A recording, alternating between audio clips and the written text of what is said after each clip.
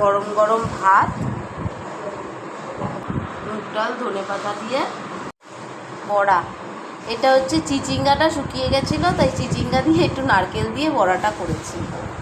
বেশি সিদ্ধ করব না, তাও দেখলাম ঘেটে গেল। যাই হোক, কচুরলতি তো ভালোই লাগে। সর্ষে ছাড়া, সর্ষে পোস্ত বাটা দিয়ে ভোলা মাছ। খাওয়া দাওয়া সেরে একটু রেস্ট নিয়ে সন্ধেবেলা চলে গেছিলাম টেলারে। তো ওখানে একটা চুড়িদার বানাতে দিতে যাব। তার আগে আমাদের বাড়ির সামনে একটা গণেশ পুজো হয়েছে। কি সুন্দর হয়েছে না গণপতিটা, খুব দারুণ হয়েছে গণপতি বাপ্পাকে দেখতে। এই যে বানাতে দিতে এসেছি, তো এখানে বানাতে দেওয়া হয়েছে। আমার খুব খিদে পেয়েছিল, তো আজকে অনেক দিন বাদে মনে হলো একটু এগরোল খাবো, তো এগরোল কিনে নিয়ে বাড়িতে চলে এসেছি। এই যে রোল খাওয়া হয়ে গেছে। আর এইটা হচ্ছে আমার বাপের বাড়ির পাড়ায় একটা গণেশ পুজো হয়েছে।